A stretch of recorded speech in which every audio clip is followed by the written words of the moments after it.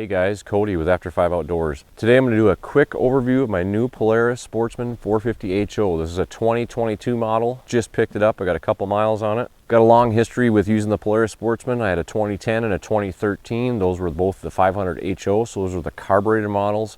The biggest problem with those, they didn't have very much electrical output, and if you live in a cold climate like I do, I use these a lot in the wintertime, early ice fishing, plowing snow. If you left that wheeler outside and it was about 10 degrees or colder, it would not start. With these fuel injected models, they're much more reliable in the cold weather. Now in 2014, Polaris came out with the 570. I looked pretty hard at those models, but there's a few things about them that I didn't like. I'll get to that in a little bit.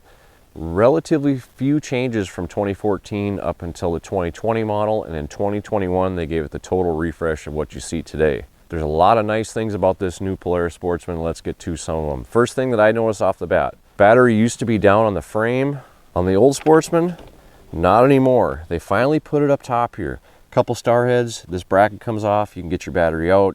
If you need to replace it, if you need to jump start it, it's easy to get at.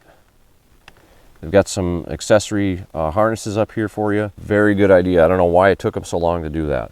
If you need to check your antifreeze, coolant level, get your radiator cap right down there. You can get at it, fairly easy to get to. You got about, when we're under here, you got about 5 pounds of dry storage. Not a lot of room. I think they shortened this up a little bit from the previous model, but it's basically the same. Now they say 450 HO, but actually it's a 499 cc, so it's actually a 500. So it's very similar in horsepower to the old 500 HO. So if you're making that decision between the 570 and the 450, right now it's very tough to get either. This is the last model that the dealership had that I bought it at, and your price point is, there's a difference from the 570 to the 450. Now this is the electronic power steering model, so this is about $1,000 more than base price. Electronic power steering wasn't really what I was looking for, but it was the only model that they had, and I'll tell you what, since I got it, I actually really like it. Now you're looking at that 33 horsepower, you're about 48 inches wide, and the bike weighs about 700 pounds. Now over the 2020 model, you also have another inch of clearance. Polaris put on some bigger tires on this model, gives you a little more clearance than before. They also come with the 6-ply tires now, and the tread is maybe a little more aggressive than the older ones, but it's not relatively the same. Now you still have your variable transmission. You have your high, your low, your neutral, reverse, and park. That's still the same. Now just starting off at the front here, when you get the EPS model standard, you're gonna have this rack extender on here. Polaris makes those accessories. Get your accessories like the winch, which I got. If you're gonna be using this for hunting, fishing, things like even trail riding and stuff, you're going to want a winch. It's going to be able to pull you out. This particular one is a 2,500 pound, and this is a Colpin, and this is the synthetic rope. If you're going to get a winch, I highly recommend rope over the cable. The cable, you're going to end up cutting your hands. The rope is really the way to go. Now another kind of nice thing here, if you need to get out, if you're riding in grass, CRP, or even mud and your radiator gets caked off, this access cover here, you can get at your radiator, clean it off. And on the older models, the winch actually used to be up higher and kind of was in the way here. So they have redesigned that. Now up in the front, one thing I noticed that they've changed, they used to have a guard over your shaft here. They don't have that on the new ones, and I think that's something that they kind of dropped the ball on. That guard would keep a lot of debris and stuff out of the way and protect your boots. So here now your boots are wide open. So if you're in the woods and sharp sticks and stuff, you can cut your boots. So I think that they kind of dropped the ball on there. You still have your McPherson struts, and you actually have a little bit more clearance, 11.5 inches over the previous model, which was 10.5. Now your front racks, they say is rated for about 90 pounds of payload. You don't have a whole lot of room up here, so they make accessories like the grill guard you can put on that actually 1.25 inch receiver, and that's going to be handy for me for ice fishing, things like that. I'll be able to I'll build an extension on here to carry my ice auger. So I'll be customizing this thing myself using some of my own ingenuity. So another accessory that I got the windshield. For use in the wintertime, the windshield is going to be a lifesaver. I also got hand warmers and a thumb warmer. That was another accessory. You've got your accessory ports up here for the wiring. Very handy. Now your all-wheel drive switch is up here on your handlebar. Throttle. Polaris put a 12-volt socket on here. The old cigarette adapter. That'll be pretty handy if you want to put like a fish finder, if you want to put a GPS or something on, you can do that. Also, Polaris put a spot in here you can plug a battery tender in. That was a very good idea on Polaris's part. Keep your battery fully charged. If you're going to leave your wheeler sit for 30 days or something, you definitely want to have a tender on it.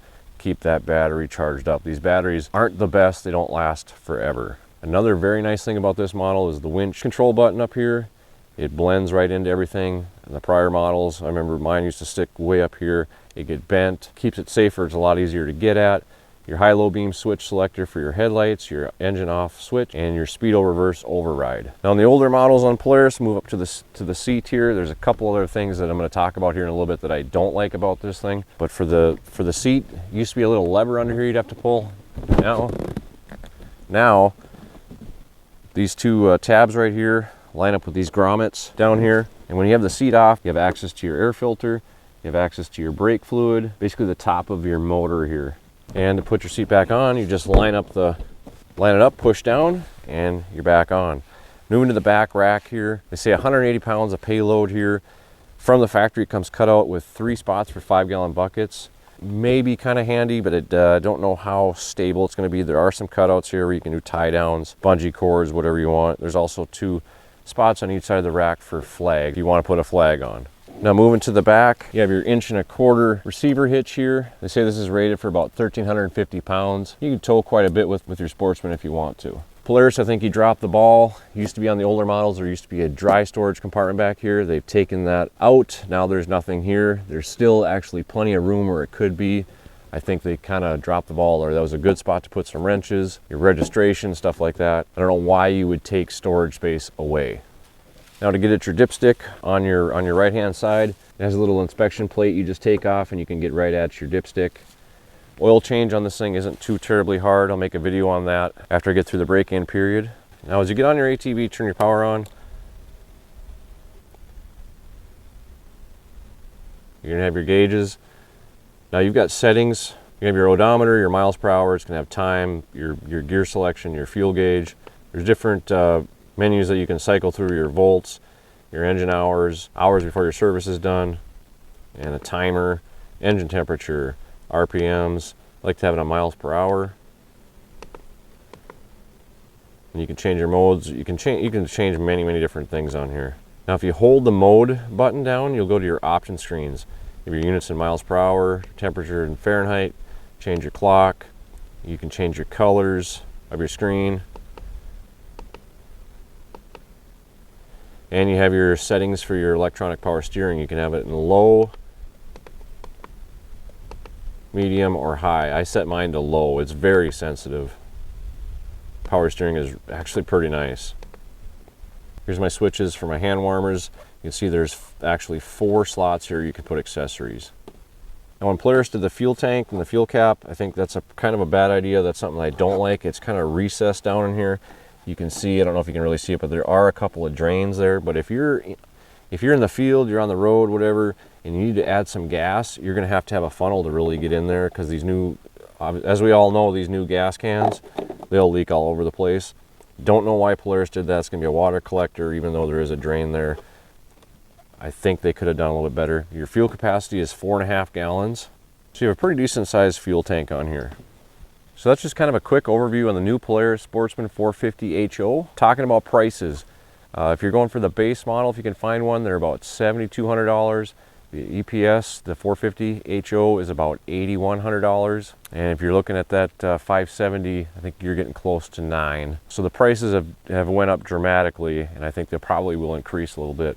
But if you're looking for a wheeler, like I said, I want to be using this for bear baiting, for hunting, for early ice fishing, maybe some late ice fishing, depending on snow conditions, plowing snow. Polaris has been making 4-wheelers for a long time. I've had a couple different ones. I've had very good luck with. I've had no issues other than the cold starting problems, which I think that's going to go away with this model. They've been good, reliable ATVs. What's your experience with the Polaris Sportsman? Leave it down in the comments. I'll probably make some more videos on this one, do the first oil change, maybe some maintenance videos, things like that. And I'll probably do like a 6-month review on what I found and what I like and what I don't like if I've had any issues with it. Thanks for watching this video. See you on the next one.